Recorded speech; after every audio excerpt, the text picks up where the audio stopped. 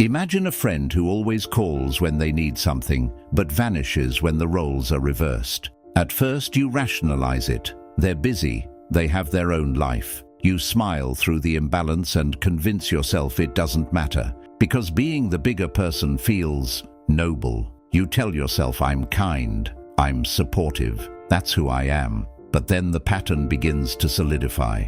Messages go unanswered. Invitations are ignored. Requests for support are quietly dismissed, all while your phone lights up again with yet another favor they need. The hurt creeps in silently, like cold water seeping under a door. And what makes it unbearable is that it isn't obvious betrayal. It's quiet, mundane, almost imperceptible. The disrespect lives in the omissions, in the subtle erosion of acknowledgement, in the way your kindness slowly becomes a resource to exploit rather than a gift to honor. Work tells the same story, but with sharper edges. You take on extra projects because you believe in teamwork. You cover for a colleague's mistake because confrontation feels exhausting, or because you simply don't want tension in the office. For weeks, sometimes months, you're seen as dependable, reliable, the backbone everyone leans on. But slowly, admiration begins to morph into expectation.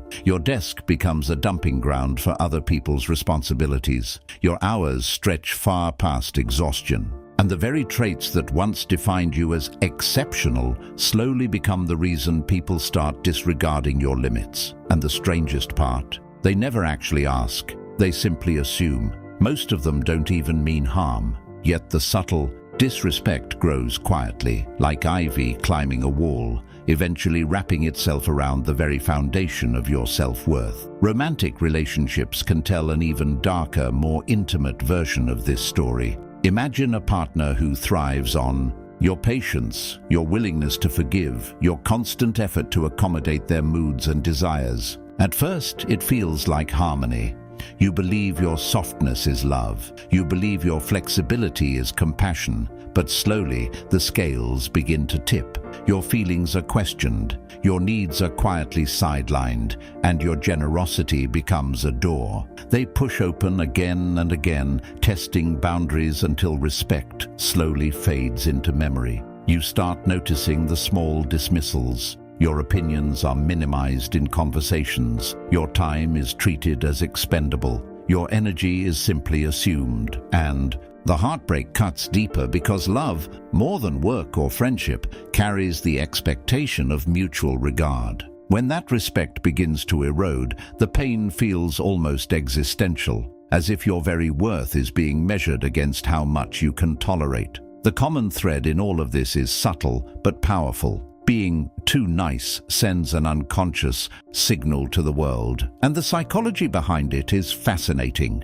Human beings are wired to assess value through a delicate balance of generosity and assertiveness. When you give endlessly without boundaries, when you bend without resistance, you unintentionally communicate something powerful, that your limits are negotiable, your needs are optional, and your dignity is flexible. This isn't about weakness in a moral sense. It's about perceived enforceability. People, often without realizing it, calibrate their behavior according to these signals. If you always say yes, they will continue to ask. If you never assert a boundary, they will continue to push. And if that boundary never appears, respect slowly becomes an illusion. But the solution is not to abandon kindness. True generosity is rare and beautiful. Losing it out of fear of exploitation would strip life of much of its warmth. The real answer lies at the intersection of kindness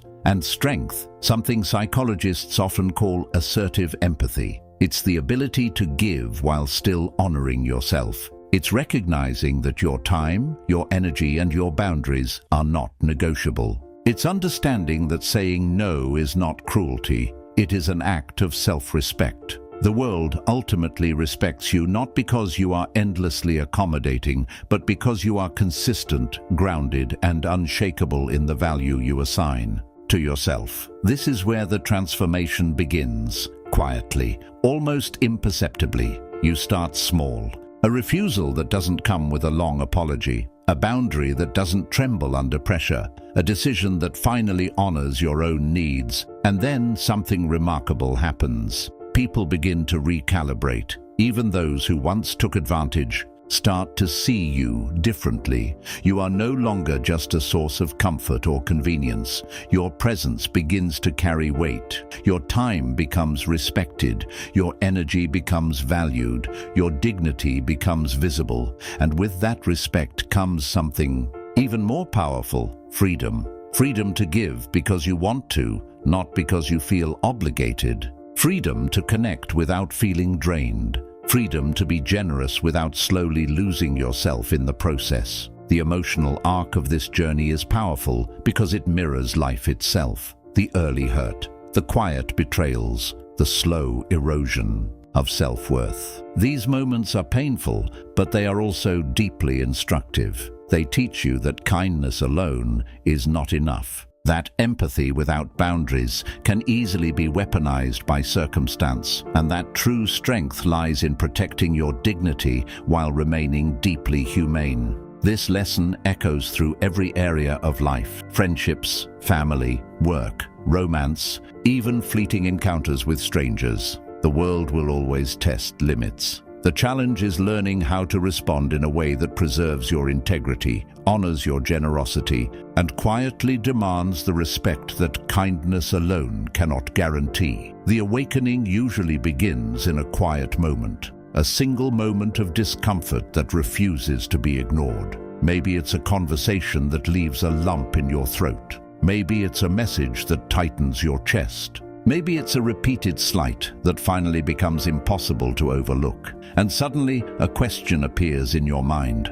Why am I allowing this? It's a dangerous question, but in the best possible way, because it becomes the spark of clarity. It cuts through years of automatic accommodation. It sharpens your awareness like a blade, and suddenly you begin to see the patterns, the subtle disrespect, the imbalance, the ways your kindness has been quietly misinterpreted as weakness. And then the realization lands. Being nice without boundaries is not a moral virtue.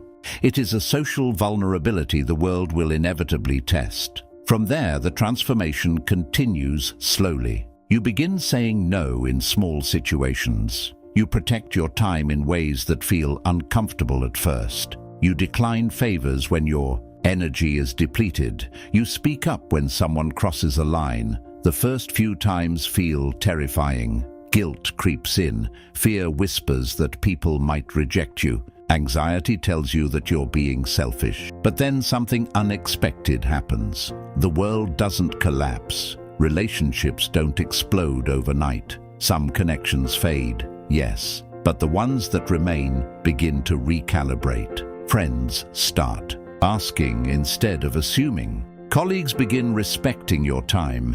Even family members notice your consistency. They begin to see you not as a resource to exploit, but as a person whose presence carries real value. There's a powerful psychological truth hidden here. Respect is never simply given. It is reinforced through boundaries, and reclaiming those boundaries changes something deeper inside you. For the first time, you feel the weight of your own dignity. You realize that being nice doesn't mean erasing yourself, and that kindness becomes infinitely more powerful when it is intentional rather than obligatory. You discover a delicate balance, caring deeply for others while still protecting your own energy, time, and self-worth. And in that realization, something extraordinary happens. You feel free. Imagine the contrast: the person you once were, bending constantly, giving endlessly, quietly hurt, eyes lowered in silent frustration,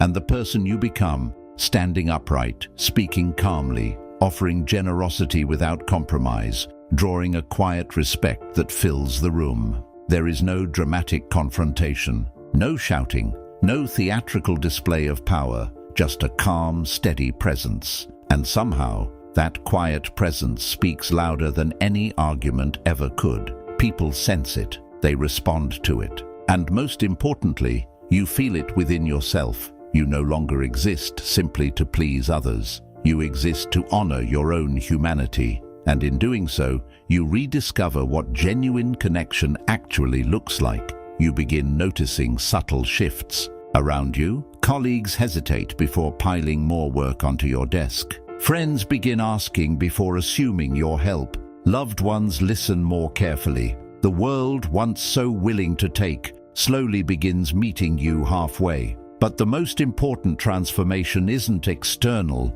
it's internal. You stop fearing disrespect because you understand something fundamental. Disrespect is not a measurement of your worth. It's a reflection of patterns and boundaries. And once those boundaries change, everything else begins to shift. Kindness and strength are not opposites. Empathy without boundaries is fragile, but empathy anchored in self-respect is unshakable. And in that unshakable state, you finally feel free. That is the paradox of the lesson. Being too nice can invite disrespect, but the solution isn't becoming cold, cynical, or withdrawn. The real answer is clarity, courage, intentionality. It's learning to inhabit your own value fully, to give not because the world demands it, but because generosity is your conscious choice. It's a quiet revolution of the self, and through that revolution, something beautiful happens. The very kindness you once feared would be exploited becomes stronger than ever before, because now it is protected by boundaries. Now it is anchored in dignity, and in the end, the story comes full circle. Being too nice was never the flaw. The flaw was forgetting yourself along the way. Now, having remembered, having reclaimed your boundaries, having anchored yourself in your own worth, your kindness becomes something powerful, unshakable, deeply human, and profoundly respected.